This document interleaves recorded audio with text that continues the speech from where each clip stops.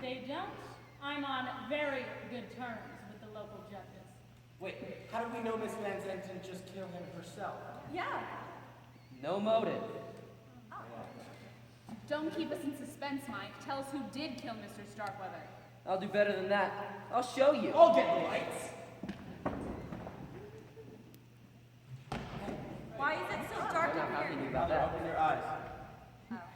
I assume you all have the candles that Miss Trent distributed in case of a blackout. Take them out, please, and light them.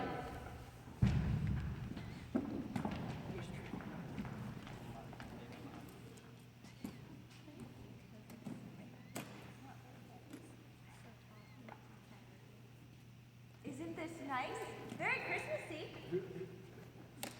When I first examined Mr. Starkweather's body, I found what I thought to be traces of blood on his robe. When I looked at them again, I found them to be another substance entirely. I discarded them for the moment. Then, when I was interrogating each of you personally, I noticed one of you scraping one thumbnail against the other. At the time, I took it being a nervous gesture. You could say it was nerves triggered by guilt, as it turns out.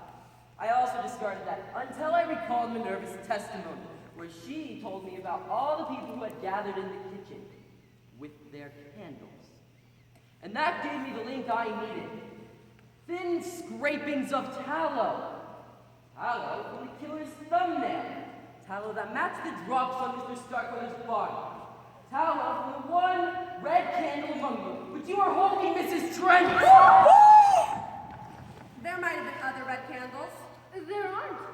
I remember thinking when we took them down after Christmas last year, we'd have to buy more for next year. Is that all the evidence you have against me? This red candle? No, Mrs. Trent. I have better proof than that. Earlier, as I walked around the room, I glanced at everyone's wrists. I noticed that yours have a couple very thin scratches on them, made no doubt by Mr. Starkweather as he struggled for his life. I'll bet my reputation with these skin samples I was able to get from under his fingernails came from you. It will be easy enough to prove. I've met quite a few experts on DNA in the last few months. I don't suppose you consider cloning those scrapings of me and sending the new me to prison, would you? Didn't think so. Well, Miss Van Zandt, I suppose the only mistake I made was trying to cross a lawyer. I may have caused you to lose access to Mr. Starkweather's billions, but you sure got your revenge. Why don't you tell us what happened? Might as well. You've already figured out the main details anyway. I was furious with Mr. Starkweather. The way he built up our homes only to dash them to the ground, as if my years of service meant nothing to him. I felt a man that cruel didn't deserve to live. So I waited outside his door in the hall. And I slipped inside when I knew he was alone. And there was Mr. Starkweather, sitting in his wheelchair, still awake. And I walked up to him, and I gripped the handles of his wheelchair, and I leaned right down into his face. I told him what he was planning to do was monstrous, that he deserved to die, and that I was going to kill him. Then I reached for his throat. The old man was terrified, and it sent him wheeling backwards into his nightstand, which sent his reading lamp and that pitcher of water crashing onto the floor. When the two met, it short-circuited and blew the circuit breaker. So you didn't cause the power outage deliberately?